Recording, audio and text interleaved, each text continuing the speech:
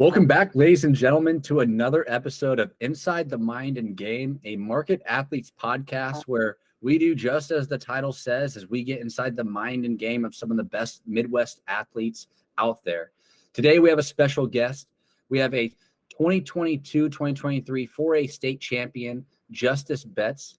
Justyce is a 6', 220-pound middle linebacker out of Bishop Miege in the class of 2024. Justyce, thanks for coming on, and it's a pleasure getting to know you, buddy. Thank you for having me. Yeah, absolutely. So, last year, you guys had a hell of a season. 4A state champs. You yourself were first-team All-State middle linebacker, all-class 4A honorable mention, and you came away with 86.5 tackles in total.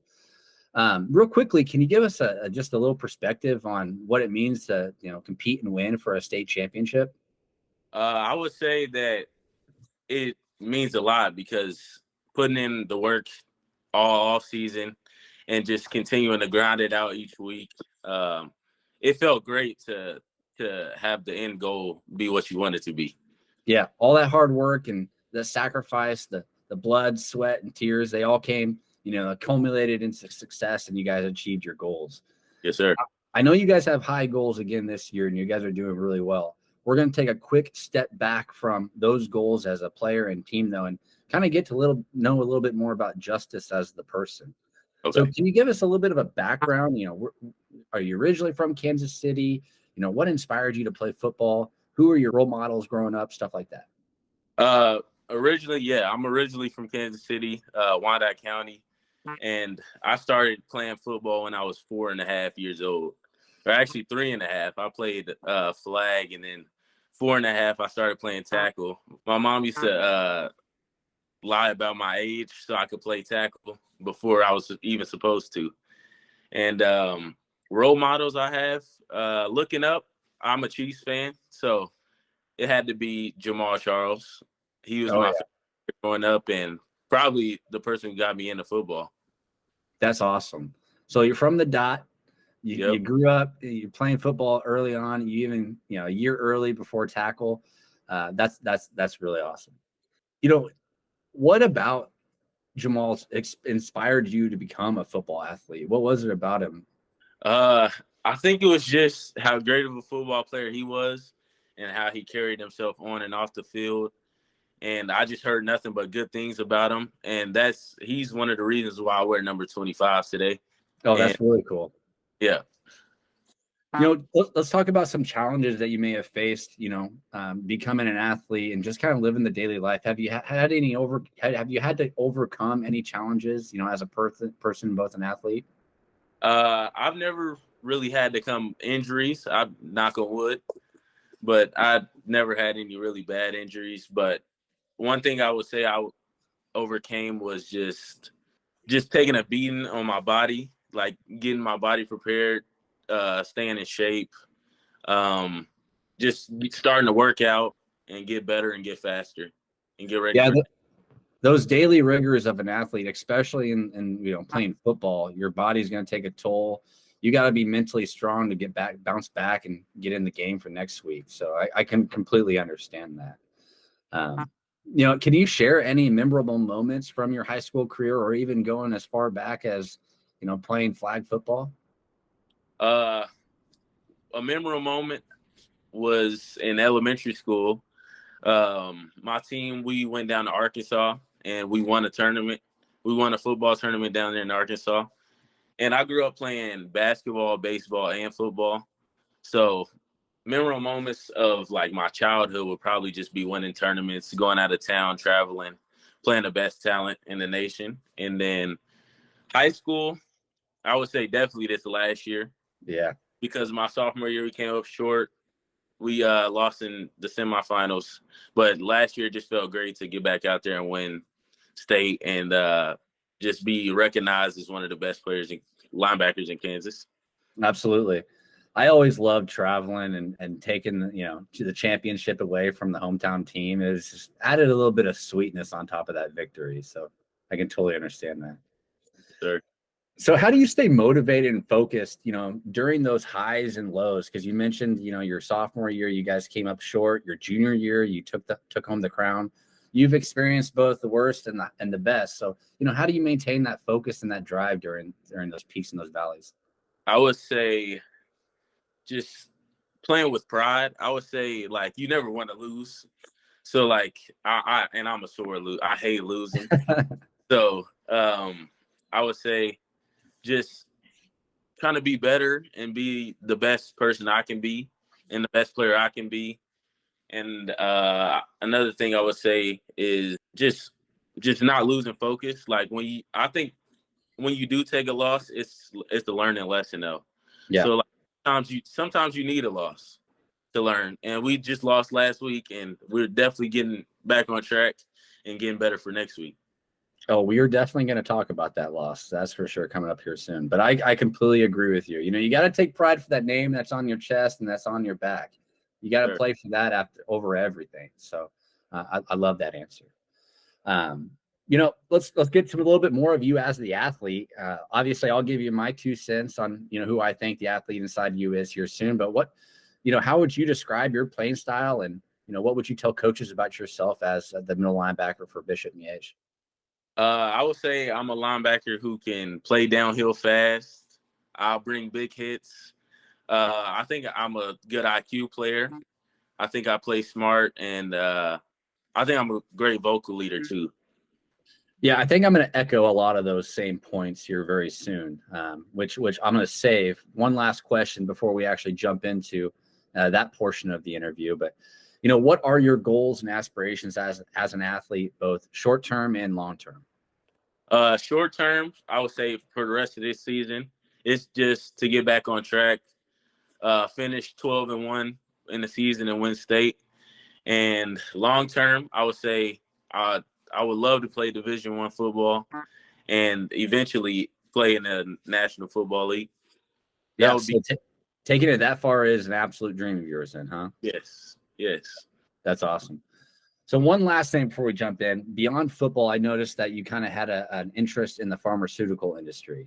Yes. You want to utilize football to maybe pursue a passion in that direction. Can you speak a little bit more about your passions and pursuits outside of the game of football? I would say, well, I am interested in the pharmaceutical, and another thing I'm also interested in is exercise science. Mm-hmm. So I want to be like a pediatrician or like a pharmacist, or not a pharmacist, a physical therapist or a trainer. That's my dream job. Just being able to stay close to athletes and just help them maintain their body and help them perform to the best of their ability. That's awesome. That's cool. So far in 2023, you have 36 total solo tackles, 7.5 tackles for loss, 1.5 sacks, and 1 forced fumble. Can you speak to your play, through week 4 and how that's gone so far? I think I've been playing pretty good this year. We focused a lot in practice on effort. So I think my efforts has been really high. And I also think our defense has been playing great. So our defense as a whole, I've been doing my job, and I can't say my teammates haven't been doing their job. So we've been playing pretty good. Yeah, your coach actually had a tweet out, about you. When a coach ever mentions you specifically and only you in a tweet, that means that you're really going above and beyond and doing something spectacular. So to see a coach say that means a lot. You did say that you guys just lost this last week to Rockhurst, 21-14. Can you speak to that loss and potentially what led to that outcome? I would say we started off very slow. They scored on their first 2 possessions, and our offense, we didn't even give our offense a chance to get going. So they got the ball back down 14-0. So I think we just started slow, but once we got going, we stayed pretty consistent, and they didn't score again until the third quarter, which was the go-ahead touchdown. Mm-hmm. But I think we should have just started faster. If we would have started faster, we would have had a better outcome. Yeah. You guys definitely made it a game. You were creeping your way back into it until the very last minute. So you were never down and out. That's for sure. One of my colleagues actually found you and brought you to my attention. And I remember watching your tape. I think it was like week 2, and you just had a massive pile drive on a quarterback. And, we were astonished watching this film. It was really good. So it's just interesting to see how you only have, one current offer from William Woods University. Can you speak to the lack of recruitment that you've been seeing, and are you shocked by that, or are there some things going on under the lights that we don't know of? What's behind that? I would just say it's God's timing. I don't really have an answer for you. Yeah, I would say that my grades have been great. I think my play's been pretty good. I couldn't tell you. Yeah, as an athlete, we'll get into kind of who you are as an athlete. We see you as a sideline to sideline athlete who is a highlight waiting to happen. You quickly see that play unfold. You know where to go. You know your spots. You are a heavy tackler who rarely needs help bringing down anybody. I love your tackling fundamentals, by the way. You create that perfect triangle with your 2 hands and your head, and you see their head rock back.